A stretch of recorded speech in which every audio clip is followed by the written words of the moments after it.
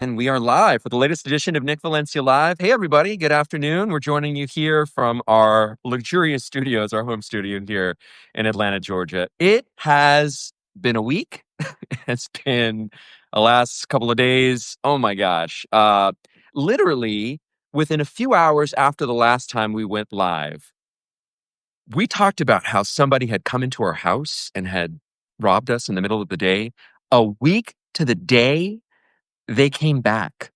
And so just within the last 30 minutes, one of my other neighbors was robbed. And so, I mean, it's like, what is going on in the world? I was talking to somebody earlier, I guess it was yesterday or the day before, we were at breakfast, and it was just like, it feels like such desperate times. It feels like this really sort of desperate moment for so many people, right? And this moment in this environment and atmosphere where we were guaranteed and promised that things would get so much better right away, it was almost like this vision of a utopia was sold to us. Eggs automatically, the prices would drop and wars would end, and rainbows, triple, quadruple rainbows would appear in the sky.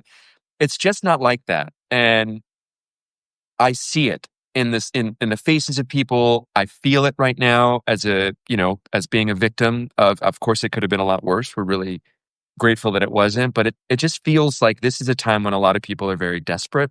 And it's not just, look, we've been talking a lot about the Latino community, about Mexican Americans in this country, just, people generally from the undocumented immigrant community. It's not just people of color that are facing challenges right now. It seems like this gap is growing between the haves and the have-nots. It feels like at the very top, it is this sort of optimization of how much you can maximize profits while everyone else in the bottom suffers and is either getting laid off, or can't find work, or they're literally hiding in their homes, afraid to come out because of what might happen to them. Those are the things that we've been covering. We've talked a lot about, what's been going on in Los Angeles. We have seen firsthand, up close, with our own eyes, the impact of the ICE raids and what they've had on communities here across the country. I know people who have been detained, some who have been deported, some who are currently in custody right now. This isn't some abstract idea that we have. This is a very real and finite thing that touches a lot of us in this country. Friends of Latino community, whether you're a member of this community, or you're an ally, or somebody. There are many people who are not brown faces out there that are impacted by what we're seeing in this country. I do, though, want to highlight, and I'm really proud of the guests that we've had so far. We've had this really sort of wide range of, national figures. Last week, we had Tuesday, I should say, we had the former National Teacher of the Year, a teacher from Nevada who was on the cover of People magazine. I mean, you guys saw her on Tuesday. Did that look like somebody who was like on the cover of People magazine? She was so humble, so cool.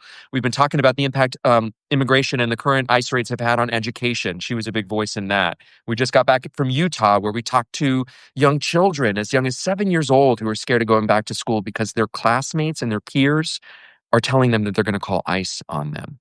We heard stories there of women who are battling cancer but won't get cancer treatment because they're scared to go to the hospital because of the repeal of the Safe Locations Act, which means that federal agents, bounty hunters, can go into sensitive locations like hospital, schools, and churches, places that previously had this bright line that was a hands-off area. Thank you. Yeah, Yashira. I'm seeing these messages now come in. She was awesome.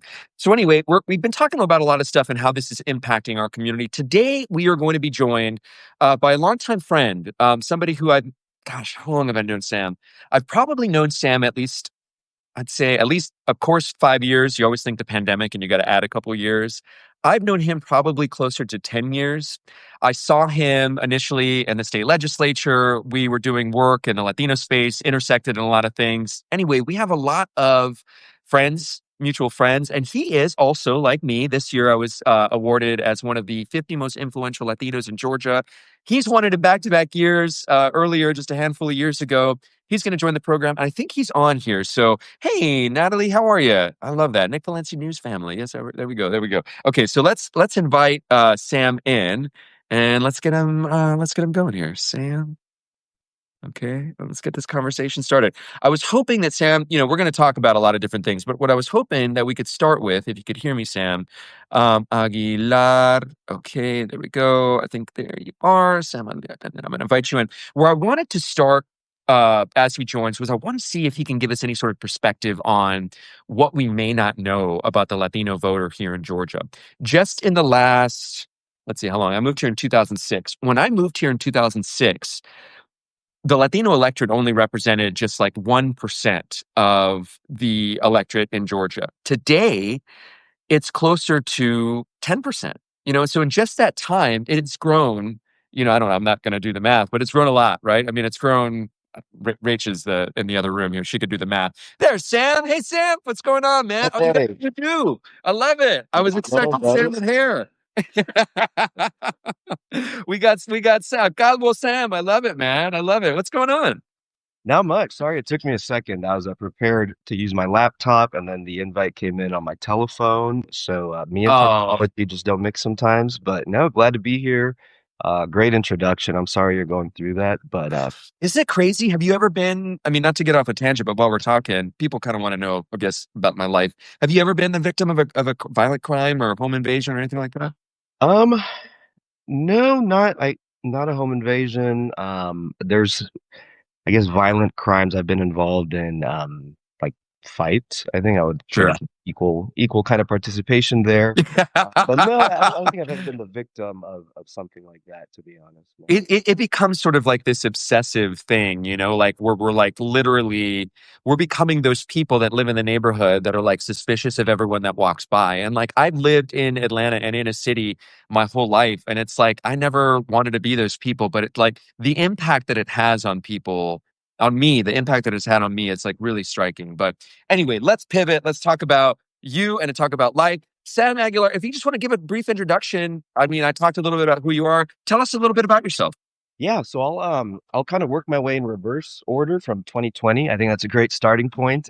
So in 2020, I was the state director for Forward US, which was they are a bipartisan immigration policy group. So we were doing state level policy in the state of Georgia, and then pushing for comprehensive immigration reform at the federal level. And so I got the opportunity to work with all of Georgia's members of Congress, the state legislature as well, and basically just share stories about immigrants. And I say share stories, even though we were doing direct public policy and lobbying, my style was always to bring my community into those rooms, make sure the stories of my friends were being told, make sure the stories of people on the ground were being told. So very similar to your work. And I think that's why we kind of got along. Yeah. And so, yeah, when the pandemic started, or shortly before the pandemic started, I'll be completely blunt and honest. I wrote a whole book about it, but I picked up a cocaine addiction. Highly do not recommend doing that. Anybody, please don't do drugs. But yeah, for me, it was very difficult. I put a lot of pressure on myself because of the job that I had. There was a lot of trauma that both directly impacted me, but also that I couldn't help people to the extent that I wanted to help people, and that ended up hurting me. And so, yeah, I lost my job. I got fired from Forward US because of just, I won't say because of the addiction specifically, but because of who I had become because of the addiction. Your life had become unmanageable. Absolutely. Absolutely. And so when that happened, instead of focusing on myself and wanting to get sober, I said, well, okay, what else can I do? And so I really found myself in this kind of rat race of how else can I be of value to my community? How else can I help? How else can I serve? And I know that sounds a little paradoxical, but that's just my No, not honest. to me at all. I think that that's what our intersection is. If I've seen anything in you, it's that you're a helper. You're somebody who wants to add value to our community. Somebody who sees an opportunity to do that here. I talk about the growing electorate. You've worked in this space of politics and Georgia politics. We will get to your personal journey as well. Because I have some intersections there as well. Um, how receptive are lawmakers? How receptive are those politicians in the room to what you had to bring to the table as a Latino? So I'll be honest. In general, not very receptive. I'll say of all the elected officials I worked with, probably about 10% of them really hooked onto what we were talking about. But those 10%, some were Republicans, some were Democrats. They really understood the story and the nuance and the complexity of what that reality looked like for immigrants and for Latinos in the state. And their passion and the passion of their staff really helped build the connections that ultimately led to some good work getting done. But it came with a lot of eye rolls. It came with a lot of, ghosted emails. So not everybody was willing to work and willing to engage. And when we built out positive strategies, we did get some bills introduced. We stopped some really bad things from happening. All of that took bipartisan friendships and bipartisan people coming together from different sides of the aisle, even if they didn't like each other, even if they said mean things to each other in the media, behind closed doors, coming together and really trying to solve real world problems for people. One of those people on your pedigree among them is working with Governor Ron DeSantis. And we've seen how he's used the state of Florida as sort of making it appear as though it's a border state. He really is vocal about the impact that he says illegal immigration has had on his state. What were the conversations like there with somebody who's so like appears to be so unwilling to meet anyone in the middle or sort of compromise on anything there? Yeah, no, that's a really great question. So this was around 2016, 2017. And so he was the member of Congress from Florida's eastern coast. I forget the cities exactly, but when I would travel there, I would meet with chamber leaders, and then eventually with a high up level member of his staff. And basically, they were concerned about two things, agriculture and technology. And so technology really used a lot of the H-1B visa program and investor visas, the E-2 visa as well, and then agriculture H-2A visa program. And so Yeah. their technical interest in immigration was really around labor. And to that extent, they were willing to work with other members of the Florida delegation to highlight stories of certain types of immigrants and I guess what they would consider the legal pathways back then. Seems like he's changed his tone on that now too, but back then, that's what they were focused on. That's how we could make connections there. Yeah, the compassionate conservative. I remember when that was a platform that people ran on. I'm a compassionate conservative. I remember the appeals made by Reagan and Bush. I remember the Bush family pushing the Latino side that they had connected to them and sort of saying, we're compassionate conservatives. We believe in sort of this approach, this different approach to migrants and to immigrants. And now in just our lifetime, it has become such a vitriolic sort of, us versus them issue. How do you navigate that as a communication strategist working in legislatures that may be, reluctant or like you said, unreceptive? Yeah, so I'll tell you what. I'm going to break that question up into two, and one Mm. is the people on the ground, the voters, and then two will be the elected officials. Um, so to me, understanding voters, understanding, kind of putting myself in the mindset of a conservative voter or a liberal voter, I don't think there really is a majority that cares enough or that has that, really passionate point of view. Now, I think a lot of folks in, kind of talking heads, folks in the media, consultants, strategists benefit from causing that division. And so they run with narratives, run with stories that highlight that division. And so, in my opinion, what that does is then impact the elected officials who, for the most part, they do visit their districts, they're out and about, they're meeting people, let's be honest, usually around campaign season, elections. Absolutely. Yeah. And so in their day-to-day lives, at least from what I've seen, they are influenced by the consultants, the strategists, the people on CNN, Fox News. Hopefully soon, like people like you will kind of enter the room and help them make better decisions. But all that to say, I don't personally believe that that vitriol is coming from the public or coming from communities. To me, it feels a bit manufactured. And now, how do we deal with it? To me, having the conversation I just had with you and really Yeah. trying to get them to understand.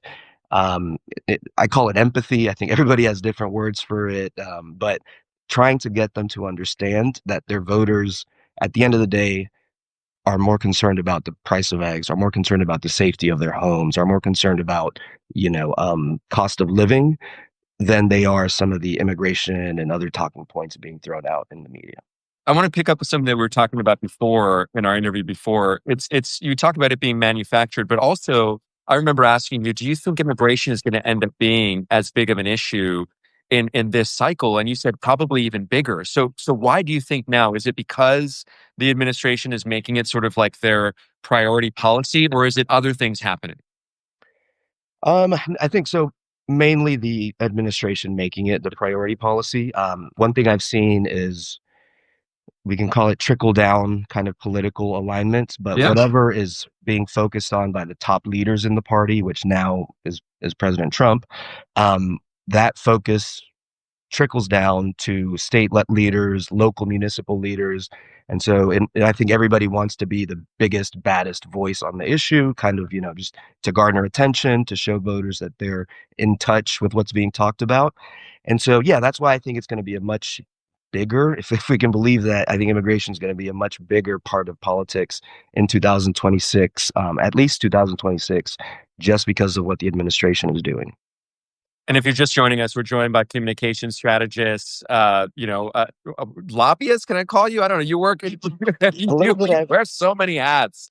Activist. I mean, he's a man of many, many different talents. And he's also one of the most influential Latinos in Georgia. Sam Aguilar, he's joining the program. And we're talking about the impact that, immigration has had on politics here, the conversations, how those have changed. And I'm really interested in how the Latino voter, how you see the Latino voter impacting this upcoming election. Because it seems to me, and I'll just give you my 2 cents. In 2020, the election was decided by 12,000 votes here, right? So it seems as though even these sort of minority percentage groups, these blocks of voters, they're enough to sway the outcome of an election. And so, how do you see them playing in this 2026, vote? Yeah. No, I think you're spot on with your insight there. Latino voters are a enormous voting bloc, right, especially right here in Georgia. And one thing that people may not realize is that Latino voters are younger. They're trending younger, right? These are my group of friends with kind of the millennial generation of Latinos here in the state of Georgia. We were a pretty big group, but Gen Z is even bigger, right? And so there's a lot of soon to be 18-year-olds, soon to be voters that are really entering the political fray in a time when it seems that politics is involved in everybody's lives. And so I just see that as a great opportunity. If we were to say a nonpartisan opportunity, I see it just as a great engagement tool. I think whoever is speaking to those voters is probably going to have a really good chance at hitting some messaging that's going to win and help people win elections. Now, when it comes to partisan politics, I honestly don't think either side is doing a great job of speaking to Latino voters. I think Latino influencers, honestly, are doing a much better job of getting information out there, of being able to sway young minds and hearts. I've seen a lot of grassroots campaigns get a lot of support here at home in Gwinnett County. We have a few Latino candidates running in the Metro Atlanta area. And so I think we are a very close knit family tied community. And so, yeah, what I've seen be effective is rallying around either one particular candidate or one particular community. And that just kind of grassroots support has been really, really helpful. No matter what side of the aisle you're on, I think that that sort of ear to ear kind of WhatsApp messaging political organization has been working on the ground. We had a couple weeks ago, we had Democratic strategist Christian. He was on from Washington, D.C., and he made the argument that the Latino vote matters less than ever because basically what he saw with so many Latino men voting for Trump, he saw it as sort of like, you got tricked. You're really, the Republicans don't care about you. The Democrats aren't talking to you.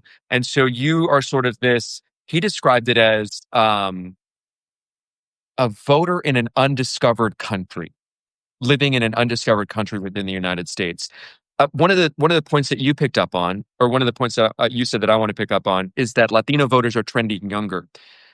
from what we've seen, are they trending more sort of like, I'll just tell you anecdotally from my experience. I was up in Delano and I'm talking to these varsity football kids, and they're like, yeah, Trump is funny and sometimes he goes a little too far. They're talking about him in these like terms as if he's not the leader of the free world, but he's like some comedian or something. So, like, what do you see? Who do you see reaching? Because I know who I see reaching the young. Who do you see reaching the youth? Um, that's a great question. I think whoever can speak to what those young men, young women, but whoever can see their reality, almost like therapy speak, but let them know they're seen, let them know that whatever they're going through, whatever their frustrations are, whatever they're happy about, there's somebody that cares, right? That's what it seems like. It seems like kids just want to be heard. They feel like they're so much more connected now. Like they're right there. You're still connected to your peer, but you're like, don't even look up. Like you would like a photo to let them know that, like, yeah, that's what's up, homie. You're cool. But like, I'm not looking you in the eye. I'm not picking up the phone and having a conversation with you about what's going on after school. And they find that connection in the phone. We have the world at our finger. I'm literally using the phone right now that I go live from, that I do all my reports from. This is a world, like access and a portal into it, right? And like today's youth have so much more screen time than we ever did. And they mimic us because we get addicted to it. We get into this, and then they find connection there. And who is speaking to them? People like Andrew Tate, toxic masculinity, right? Yep. People like Joe Rogan, who, okay, he's not maybe as extreme as Andrew Tate, but he's somebody that like has had some controversial takes, right? And they find Theo Vaughn as another. They find themselves connected to these people. And so do you see the left doing a good job? I mean, I feel like after the election, it was like, oh, we don't have enough podcasts. We lost this election because there were so many right-wing podcasters. Like, how do you see the left or Democrats evolving, adjusting their game plan to reach the youth? Yeah. So I'll start by kind of outing myself a little bit. I listen to Theo Vaughn. I think he's hilarious. I think it's hilarious too. It's for me, I relate to him just in terms of addiction and like what he's been through, how he shares that story. I definitely And think some of his guests are. I will It's tell you really quick, Sam. I think the most real I've ever seen President Trump is in the Theo Vaughn interview, where they talked about the addiction and alcoholism of his brother Larry. Right. So anyway, go ahead. I'm sorry. Yeah, no, no, and so with that being said, I also don't think the left lost because of podcast, but it was. I'll toot my own horn here. I think that was one of the things I was trying to tell my consultant friends and politicos. But for me, again, it goes back to connection because when I hear a 2, 3 hour podcast with Joe Rogan and Theo Vaughn, and there are some people on the left doing it as well, um, I hear people that drop talking points. I hear people that are literally just conversing back and forth. There's no polished suit and tie kind of look to it. And again, going back to, how young men when they see another dude, bro that's looks hip, looks cool, and then he's using all these smart words, so he appears to be an intellectual as well. He talks about the books that he reads. He talks about, badass. Can I curse on here? I'm sorry. Yeah, of Okay. course. Talks about badass movies and like intellectualizes them and like talks about lessons and metaphors in a different way. Um, Even I think that's cool. Like it forces me to think in a different way. Mhm. And so I'm not sure what the statistics are, kind of less participation in podcast and all that, but I do think the right is winning that long form discussion battle. Yeah. And honestly, when you learn to, drop the talking points, drop, the messaging and the branding and just speak from the heart, speak from your community, it makes you a better debater. And we're going to be getting into debate season soon. And so I think that's where we'll really start to see a lot of the clashing of minds and clashing of Mhm. hopefully ideas, not just calling people names, but that's where I think we'll really start to see the differences in who's going to be winning the youth vote. So let's talk about some of the stuff coming up here. We have Georgia as being, it feels like still very much so the center of the political universe, or a universe, right? And we've got some candidates of color coming up here for some very big jobs, statewide jobs. You have Latino candidate Jason Esteves, Democratic candidate. You have also former mayor of Atlanta here, Keisha Lance Bottom. She has some notoriety as well in the Black community. Her name, if you remember, floated at one point to be Joe Biden's vice president before Kamala Harris was chosen, right? There was this moment in time where we thought Keisha Lance Bottoms was going to be on the ticket. Who do you see anyone out there that's going to make waves early on? I know it's so hard in the horse race to like be the leader from start to finish, but who do you see out there that is making waves right now? Yeah. So yeah, in Georgia, I think so. Both of the folks that you mentioned, I have a lot of respect for, are just incredible leaders. Unfortunately, they're running for one of them is going to have to win, if not them, somebody else in that race. But what I see when I see people like Keisha and people like Jason, he's like Senator Estevez in my head, but like Jason Estevez, Right. people willing to lead, because running for public office, especially at that high of a level, it's not easy. It takes a huge toll on your family. It takes a huge, the way that you have to live your life is completely different. The amount of energy you have to put in is different. And just knowing what I know, those two are so prepared to lead, and it comes from a true sense of they believe what they believe and they know that they have a community at their back. And Yeah. so then it comes down to, whose community is bigger, what strategies they use moving forward. But yeah, and there's a lot of other great candidates, both at the state level, the municipal level. I won't name names just to kind of keep it broad. People say you're endorsing one or the other. Right, right, right. No, I think any candidate, and in particular any candidate of color, any Latino, any immigrant, that wants to run should. I think, take your name, go figure out the process, go sign up, pay what you have to pay. We'll figure the rest out. I'll help you figure the rest out. Whatever it is, on the right, on the left, I just ask that you share your story and that you bring your community with you. And so, yeah, I think we're going to see, hopefully soon, we're going to see even more candidates jump into the race. But I'm very, very excited for what's to come. Before we pivot away from politics, tell us something that we may not know about the Georgia voter that's really interesting because we have people, who are watching live right now. This will get shared later, seen by so many people. What don't we know, or what sort of insights can you give us about the Georgia voter that we may not understand? Yeah. So I live in Cherokee County, Georgia, which is depends on who you ask, it's the northmost county that could be considered the metro Atlanta area. So it's about an hour from downtown Atlanta.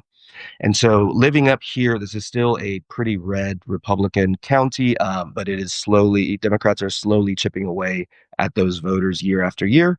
And just talking to people up here is incredibly interesting because the amount of people that I've met that split their ballot between either Kamala Harris and Governor Kemp, or before that, President Trump and, no goodness, I'm blanking now, but people that vote Republican and Democrat on the same ballot Yeah. are, are very common. And to be honest, those are not the stories that I hear in the media. And so I just find that very interesting because then it allows the door to open for very nuanced conversations. Even if the first question is why, like, why did you vote that way? It leads to somebody who can speak from their heart. Here's why I did this unconventional thing. That's really interesting because I came across voters who left it blank in 2020 and voted down ballot Republican, or were the Warnock Kemp voters, right? That like voted for Senator Warnock and then voted for Republican, Brian Kemp. So that always it's normal, I think, for someone like you and I who live here. We have these conversations on a daily basis with people. We know these people, right? It's not sort of an othering where it's like, oh, those are the Republicans over there, or they're not spoken about in this abstract. They're your family members. They're your friends. There might be people that you go out after work with or like play pickup basketball games with or whatever it is. And so I was always really fascinated by this sort of pragmatism that I found in the Georgia voter. It's not sort of a strictly party line sort of endorsement, like, hey, I'm a Republican with a big R, and I'm going to vote no matter what. It's voters who are like some of the same voters that voted Biden in 2020 were some of the same voters that voted Trump in 2024. And like reconciling that and having people like you elevated to the national stage to talk about that, I think only makes us smarter. It only makes us better prepared for how to reach our constituents and how to really connect with people that we may not understand or agree with on a fundamental level. So um, I want to pivot away a little bit from politics and talk a little bit about what you brought up early on in our conversation about the sort of outlets and escapes that you used for pain. Oh, I think if you flip it like that, Yeah, yeah, it sorry. won't work. It won't work, man. I'm so sorry. No, no, no, you're fine. Okay. It's like a vert meant for Yeah. vertical use, because everyone's probably watching like this on their phone. I don't know how people are watching. That's probably a question for y'all. Tell us how you're watching this on your phones or laptop. But you mentioned a little bit about what you did to escape. And I'm a recovered alcoholic, 4.5 years sober. I haven't had a drink in 1,600 and something days. I used to count every single hour and minute. Um, this is not a uniquely Latino problem, but I know in our community, the machismo, hey, one of the toughest conversations I had to have was with my mom when I went on anxiety meds. And it wasn't like she didn't approve of it. She just didn't understand. That's not how her generation or the one before dealt with things. So, how much of that contributed to the pain? How much pain do you see and through lines do you see with others that may be sort of like on the, dealing with an addiction and may not fully be willing to admit it to themselves yet? Yeah. Well, first of all, congratulations, man. I know I'm familiar with how difficult that is, so congratulations to you and coming back from that and keep continuing it. And then, yeah, I think when it comes to me, family was a big part of, honestly, family was a big part of my recovery. I write about it, but I felt like I could lie to almost anybody else. Like I was not, I could, do drugs and then go have a great meeting with like elected officials. I was lying to my friends. I was hiding a lot of things. I didn't want to get caught and outed as an addict before I even realized or recognized that I had a problem. And so for me, when it came time to face with my family, I remember specifically I abandoned my sisters. We were going to go on a Christmas hike together. And then I just made up the worst excuse that I could make up to just stay in my apartment and do drugs. And when things like that started happening, that's when it hit me. Like I have a problem and I need to get help for it. Professional help, not just, try to meditate and hope it goes away. And so, yeah, my family kind of helped bring me back in and kind of help save my life that way.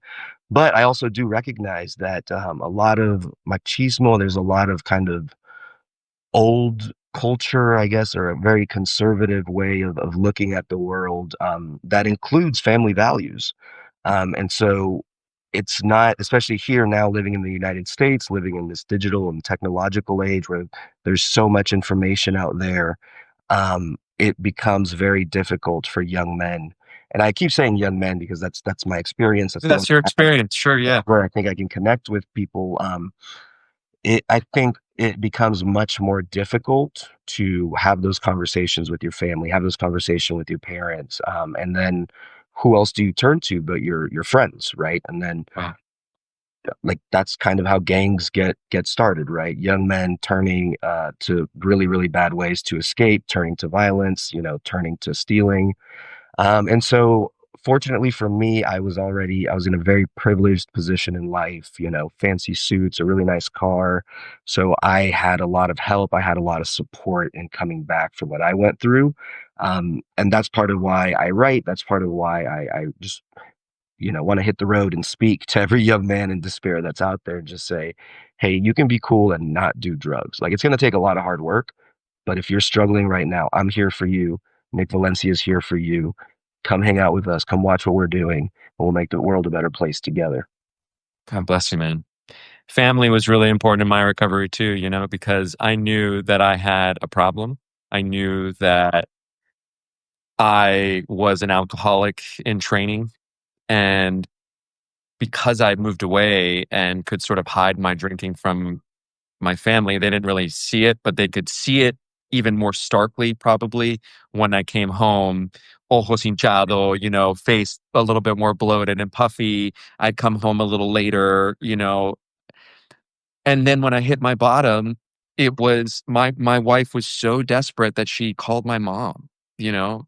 I won't go and get into the details. We don't need to get into into the details there, but it was my mom and then my dad's best friend. My dad was a recovered alcoholic and he died as a result of everything that he put his body through, even though he was 15 years sober. But it was family also that showed up for me, and that really let me know that I wasn't alone, that it was okay to have a problem, that I wasn't a lesser person, that this was a disease, a disease of perception, right? And so I ask you this, like, coming off of this article that I just wrote about how I have seen myself sometimes as a wetback in $1,000 suit. I think part of it is the disease of perception that I have of how I think I perceive myself in this environment. What do you do? Now that you're working on yourself every single day and trying to be better every day, like what do you do to deal with that disease of perception? Yeah. Yes, that's a great question. It's I definitely agree it is a disease of perception. And for me, one thing I understood from your article, I read it this morning. Great work, by the way. But one thing Thanks, I man. understood was, like, how do I say this? What happened to me and the way that after a lot of therapy, a lot of just self questioning and doubting things and writing things down, was like my mom had taught me this lesson when I started kindergarten out in Bakersfield, California. And it was basically you are born and you are meant to be comfortable no matter where you go because you are you. And to me, I forgot it.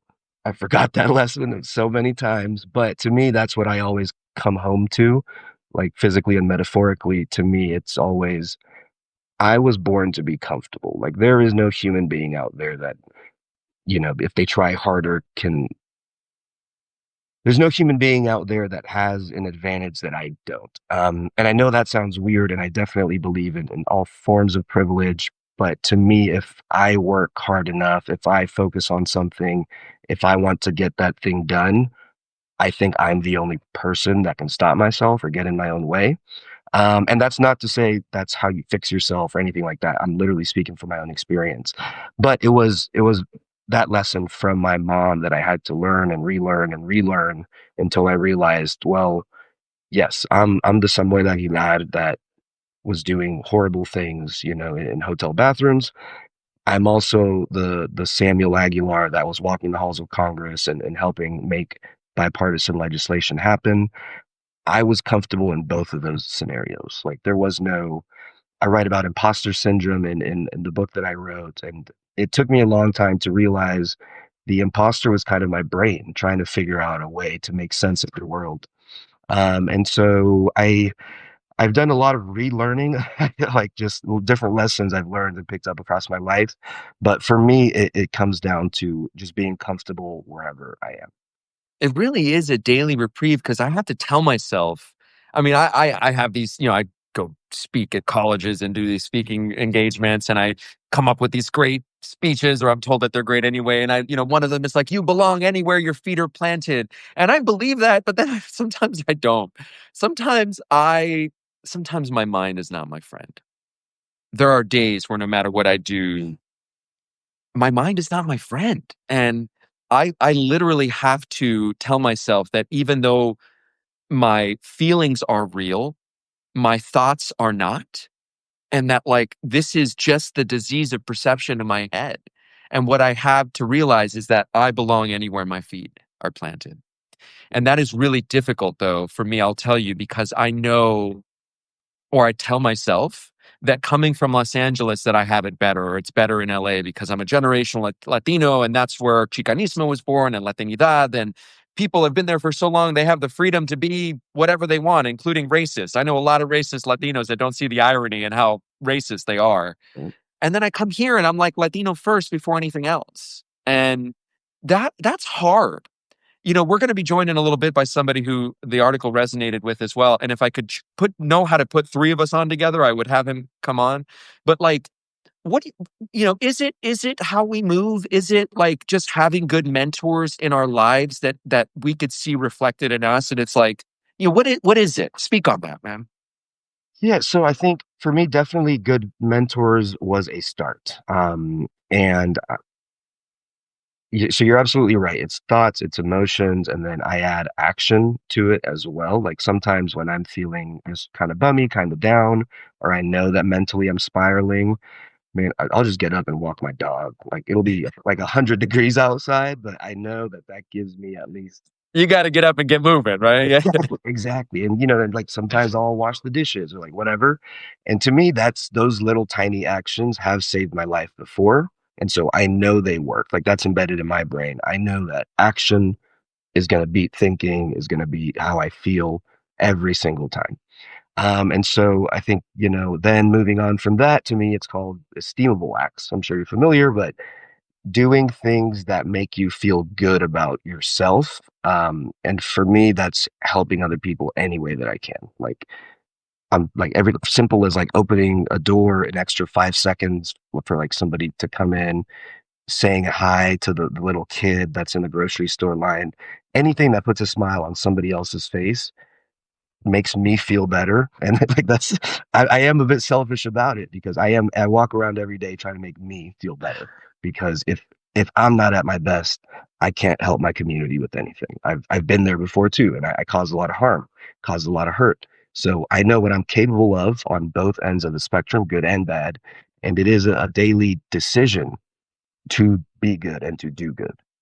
These are ultimate acts of service. I'm trying to add value to the stream of life, right? And trying to do a good deed without being found out because it cheapens it. I mean, I love trying to use this platform as the ultimate act of service, and this is really therapeutic in a lot of ways to know that as an independent journalist, I can go 42 minutes into a conversation and like touch on all these different things. Or if I see something, like next week, we're going to have a story that comes out of Utah that talks about the impact on small business owners who are Americans who happen to just be brown like you and me. But the impact of the Trump administration's immigration policies has led to such a detrimental impact in a Republican state on an issue that the GOP always talks about they care about, small businesses being the backbone of our country. Well, then here you go. Just outside of Salt Lake, you have dozens of small businesses in one spot crumbling because of the actions of, anyway. Anything that you want to talk about before we let you go? Miguel Escalona is waiting to join us here. I'll give you he's a former CNNer, former peer of mine. He's going to join us after you drop off. But is there anything I haven't asked you, that you'd like to talk about? Anything that you'd like to say? Now's your chance, Ed. No, Thank I you will so say, much for joining us. of course, thank you. I tried not to market myself, but I want to be clear. In the book that I wrote, it's called The White Rose. The link will be on my Substack, but it is a fictional account, a fictional retelling of kind of what my mental process was like. It uses very playful language because one of the things I want to do is as people read the book is I want them to start thinking critically, right? And so I mislead on purpose. I say it in the very first chapter, like it is a very funky story that almost requires a workbook. And I'm working on that as well. So it's not a very straight. I'm happy. I'm not ashamed to talk about my background and what the process was like for me. But the idea that I had to get out to the world was this book, and it's fiction, and it requires a lot of thinking to read. But thank you so much for having me, Nick. Keep up the great work. God bless you, man. I kept calling you communication strategist. I should have said author. That was an easier intro. Samuel Aguilar, thank you so much. We really appreciate you joining Nick Valencia Live. Thank you. Drop off. We're gonna have Miguel Escalona come join in here. Let me see if I can add him in here. Miguel, thank you so much for waiting and for joining. Here we go. We're gonna try something new out here. Something that we're having two guests in one day. Escalona. Not there you are. Invite co-host. Okay, here we go. It says waiting. We and Samuel's dropping off, waiting for Miguel. That was an awesome discussion, right? That was so fun. I really enjoyed that. How are you gonna follow that up, Miguel? What's up, brother? How are you? Well, that's very hard because I've been trying to write my book since I'm 12, and I don't think I have gone through the cover yet. So good for him. I love his story. It's very inspiring, and also glad to know that there are voices out there, especially working in Congress. We do need all that representation and all that lobbying, and make things good for all of us. Amen. Amen. So, if you're just joining us here, we just had on Samuel Aguilar. He was a communication strategist and one of the most influential Latinos in Georgia, joining us now to pick up on a conversation that we started on Tuesday. Miguel Escalona, he's a journalist, former CNNer. He is, you're from Mexico, right, Miguel? Mexicano? That's right. Okay, Mexican. No, Venezolano. Oh, Venezolano. Okay, he's Venezolano. And That's we've known right. each other probably over a decade, probably like 15 years. One of the Yeah, messages about of that. the handful of messages that I got about what I expressed at the end of Tuesday's show was from Miguel. And he felt like this article resonated with him. So I want to pick up and I wanted to sort of spotlight. This is something new that we're going to do. We want to spotlight our viewers, our readers, people that are rocking with us and are supporting us. Miguel is one of those people. I want to ask you, Miguel, some of the things that were pushed back on me from the comments, right? One person who has no idea who I am said, basically blaming me for feeling the way I feel, right? And said, Okay. it must be how you carry yourself and how you move. You sort of get out what you put in to the world, right? And I'm like, okay, that's sort of ignorant, right? The others that resonated with me though, and it was kind of part of this conversation that we had with Samuel, is it in our mind? Is it like, is it how we think about ourselves? Because I got comments that are like, we've never seen you like this before. This, quítate la espina de tu espalda, like take the thorn out of you, So I would love for you to comment on that and like your take on the criticism that I got that you probably maybe have heard yourself. Yeah, well, here's my thing. There's a little part, especially for someone who was not born in the United States. I cannot speak about your situation. You were born Yeah. here. Right. For a person like me, it's been and I have talked to other people about the same situation. It's a matter of being trying to be part of. So when you come over here, you realize that you have an accent. You come with all the best intentions. You come with all the excitement. You are going to be part of something huge. You come into the greatest country in the world, and then you come over here, and then you start seeing that there's some setbacks that you were not expecting. One of them is having an accent and having skin color, especially if you come from the you come to the south. Yeah. So it's like I tell my wife, it's like it's easier for you to live your life, not care about a lot of things. For me, I have to don't think it because it's being brought out to me by actions and words and those 25 years that I've been here that there's a double layer. It always is a double layer. There is this strange way for people that is native to see us when we have an accent or a color, to see us in a lower level. It's like, oh, you're good, you're a good person, but we know that you come from extreme poverty, which is not the case of everyone. Um, That's the label they put on you no that's the matter label what, it right? is. Yeah, you come, you don't know. You always were riding donkeys and you only eat tacos. Doesn't matter where part of Latin America you come from. So we're always back in the same place. So yeah, it is a thing, especially now being an American citizen. I've been an American citizen for over 10 years with all the environment we're going through right now, we're having right now. It feels again that I went to a second tier citizenship. You know, it's like, yeah, you're citizen, but not citizen enough. And then you have people like you say, like they're telling you to get it off your spine and everything. It's like it's very easy to tell you that, and you might have all the good intention to tell me this, but you're not living in my shoes. You're not being a person that is being asked in a supermarket. And this happened to me many times. I'm in a supermarket and somebody comes to me and asks me, "Excuse me, where can I find this such a thing?" And this is a moment where you like have to take a breath. In that second, all your 25 years living here pass in front of your eyes. Then you are trying to figure out how to answer. It's just It's a thing of every day. I tell And then that to my somebody people. hearing that could be like, "Oh, well, that's so innocent, you know? They made a mistake." But you You didn't mean calculate to. those microaggressions and Oh yeah, compound it over time. It's like the psychosis of one, right? It ends up filtering in to it ends up filtering it ended up filtering into my mind. And that's those are the types of things that is exactly my lived experience. And I'm not shit talking the South. It has given Yep, me my wife, it gave me my career, it gave me my children that are half Chicano, half Georgia peaches. I love so many aspects of it here. But because I love it so much, I get to talk about it in true words. I get to exactly. speak my reality. And even if that makes you feel uncomfortable, because I've heard from Latinos who were born here who said, hey, actually, the only racism I've ever experienced is when I go to your homeland and I go to California. And like, so it's like, okay, we all have, I'm not telling you you're wrong, but don't tell me that I'm wrong. Like, these are things I want to pick up by saying, congratulations on getting married, right? Oh, thank you. Congrats, bro. Uh, Thanks. you also married a gringa like me, right? Like, is she Yes. gringa? She okay? No, she's not gringa. She's uber gringa. I'm gonna say something. It might sound really, but she loves this joke. She must be the whitest person I ever known, probably in the planet. Her DNA match, the 23andMe came 99.7% Caucasian. Where is the other 0.3% comes from? You know, and she's like, "Oh, I'm Latina." Yeah, I love it. this guy just went to England and that happened. I don't know.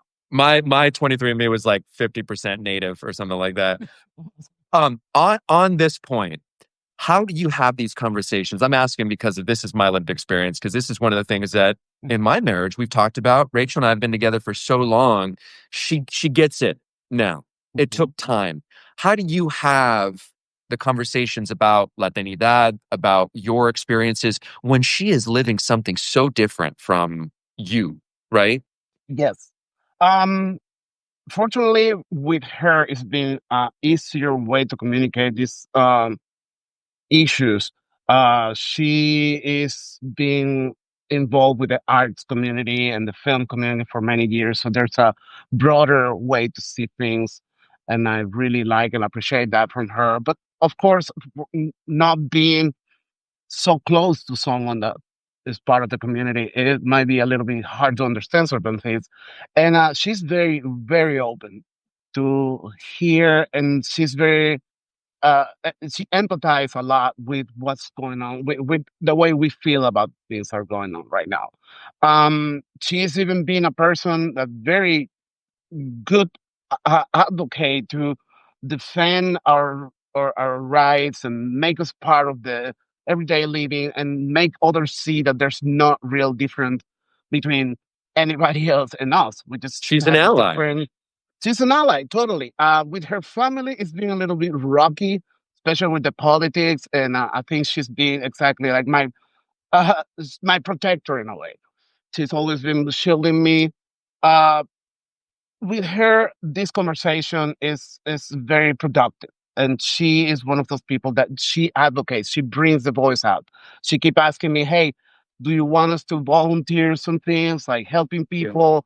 Like, can we bring stuff?" Like she's actually at home making bags like for the homeless, but also it's like, I want to go to Buford Highway and I want to give it to people. And it's like she might not really understand what the dynamics of a Latin family, legal or illegal in the area, is like. But for her, it's like I'm doing something. So she's like, where can I? Can I donate to the WCP? Can I donate? Like she wants to very actively do that. And a lot of most of my friends are very Caucasian. No, it just happens. The area I live, people like seriously, I don't speak Spanish with anybody. They also be like very welcoming, even though they said that I'm not. They make fun of me because they say I'm faking being Venezuelan. 'Cause they say I'm more American than the eagle. I was like, I don't know, man. I'm just adapt pretty well. But they all be very, also very proactive in telling other people, especially the ones that have connection with small towns. They want people to know that this is not, we are not the people that is portrayed by certain political pundits and, all these things. But And I have been able to find in my vicinity around me people that support me and understand what it's like or close to what it's like to be an immigrant. and that must be so important because Miguel, right now, it's hard, man. It's hard. I cry a lot, man. I see, and with all my privilege, I'm not claiming to be anyone but who I am. I'm a third generation, very Yeah. privileged Mexican American. I don't lie about who I am. It hurts me to see what is happening, right? And so I ask you, what is the remedy for you in order? And it sounds like I've heard just a little bit. You surround yourself with people who are in action to do good, people who are trying to amplify your message, sort of give you a platform when you're feeling down. What do you do about it to not feel like shit all the time?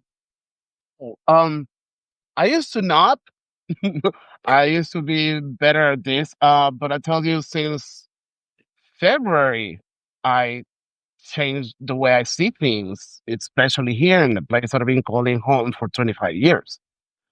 It's I told you about that experience I had with ICE. I was stopped by ICE in Buford Highway in the first day of its craziness. And that was the moment when I Tell started feeling the us, tell anger. us what happened, man, because you got stopped by ICE and you were profiled on Buford Highway, even though you're an That's right. American citizen. This isn't Yes, an sir. abstract thing here, right? We're talking to a No, person who has been profiled by ICE because of the color of his skin. that's right. So I was running some errands and I stopped by a McDonald's. I got my English bulldog with me, and she's always hungry. So I stopped to get her some chicken nuggets. And I'm feeding her. Okay, Mina, it's time to go. We packing, we driving the car, we driving off. And it's like somebody was just waiting for you. You know, in the movies when somebody just moving and all the FBI trucks coming, but it was kind of like that. I got four cars surrounding me, and they are all a couple of unmarked vehicles and two of Forsyth County, which is like, if I'm not wrong, this is the cap. But anyway, then I see these guys with large weapons and eyes lot us in here, and they come to me, one in front, one in the back, and two in the sides, and they ask me for my papers. And I'm like, my papers? Okay, that sounds very generic. Let me give you my ID, my driver license. So as many people know, the real ID sign is that little star on the that means that you're clear. They already checked you out, you're good. I show him that. He keeps asking for my papers. And I was like, what are you looking for, man? This is legal. Good thing is my wife, the day before, watching some stuff in the news, she's like, babe, why don't you carry your passport card in your wallet? Which is something that I never thought about bringing because I only use it to cross from Mexico to the United States or from Canada to the United States. And I was like, this woman. But I put it there. If it wasn't for that, I would be who knows where right now. So I showed the passport card. This guy doesn't even know what a passport card is, which I was like, I can't believe it. Then And they're after part of 5 minutes, DHS. They're DHS agents, Department of Homeland Security. And and okay, you don't know what a passport card is. And then somebody comes in, an older man comes in, and he start asking me, where did I got this, when I got it, when I got to the country. I was like, man, everything that you just check is there. You're asking me stupid things because you already saw it. My dog started going insane. Nobody wants to be in the face of a bulldog. So that started coming situation. They started being comfortable.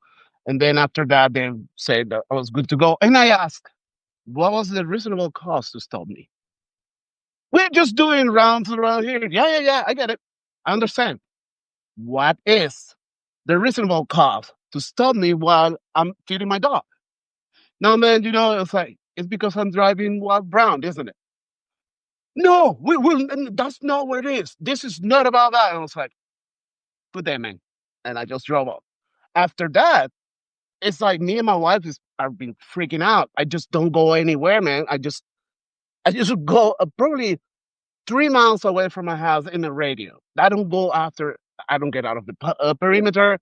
I've been wanting to go out of the country, and I'm not sure if I should or not. People are saying that maybe I'm overreacting to this, but it's like you don't know. At this point, you don't know. It's No, we're not so overreacting. It's not to be dramatic or it's to be poetic. unpredictable. Yeah, it's unpredictable. They're also not playing by the rules. We've heard multiple people from all types of backgrounds tell us this. We've seen Yes. profiling cases.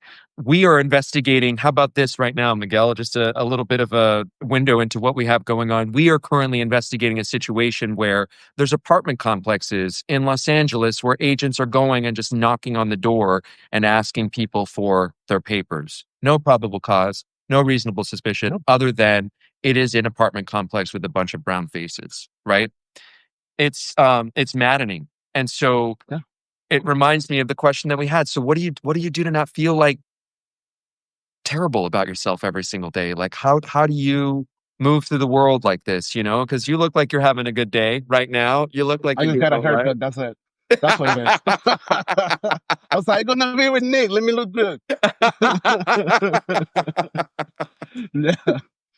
So yeah, thank you, man. Yeah, Thank and you I'm so very much. fortunate and lucky of the life I have right now. But I think things should be better. And as a Venezuelan who came from an experience like this, like I'm reliving the history. I'm seeing everything that happened in my country in a slight different way. It's just that it's happening way quicker than it happened in Venezuela at the beginning. You know, this reminds me of the conversation I had with a Lyft driver who was an asylum claim here. He was gay from Venezuela, felt he was being persecuted or was going to die there. And he's like, what is happening in your country reminds me so much of what I fled. And that's chilling, man. That was in Chicago a couple weeks ago. Miguel Escalona, gracias, man. Thank you so much for taking the time Thank to you. make Valencia News. We love it. This was good. We're going to do more of this stuff. Thank you, guys. Yeah. We're going to drop off. If you want to drop off, I'll Thank continue. I'll wrap the show up and we'll share the links with you later. thank Thanks, you. Miguel. All right. All right, we'll wait for him to drop off. That was awesome, man. We've had some great conversations today, some great topics discussed, and you know, a little bit of window as well into what we're dealing with here as Latinos in America. You know, Sam talked about, God, he really talked about a lot and what politics are becoming here, the pragmatism of the Georgia voter, the split ballot voter. He also talked about the pain he endured in the industry he was in and being in this high profile successful job, but also, you know, sort of wearing a mask throughout the whole process and his journey of recovery. You know, that led to a wonderful, really raw conversation about, you know, mental health and just sort of what we can do right now to take care of each other. And then what a beautiful moment right now with Miguel Escalona, just to be able to do the reporting we're doing and for it to really be landing with some of you.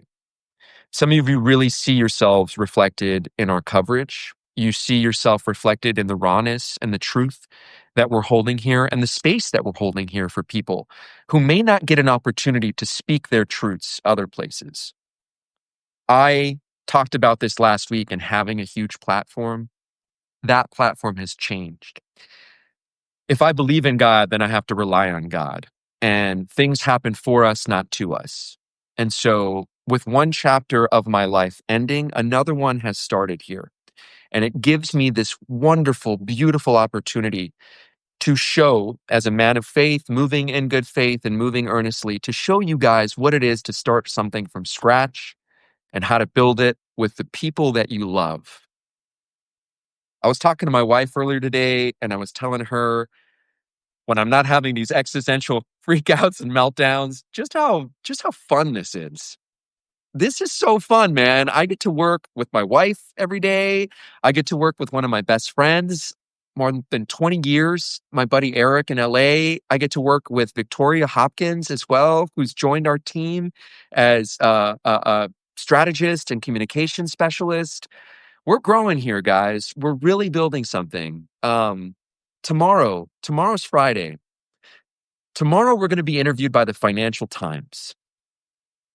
The Financial Times of London has taken notice of what we're doing here on our project. And they want us to talk about new media and what we've learned in this space.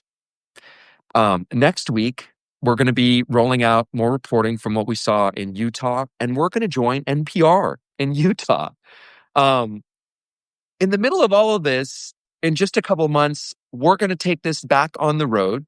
We're probably going to do other shoots between now and then, but we're in talks right now to go speak at Texas A&M, where we're going to talk again about new media because they are seeing what we are doing. Our calendar is starting to stack up. The stories we're starting to do are starting to make really big waves and make impact. And I don't know if you guys have noticed, but some of the stories that we do here first, you see them other places later, maybe a day or two later, maybe a week later, but you see them later. That's the point. Thank you guys, everyone, all of you guys who stay with us, who believe in us, and who want us to succeed. We're unafraid, we're unbought, we're unapologetic. This is the latest episode of Nick Valencia News. Thank you so much for joining us. Have a great day on purpose, everyone.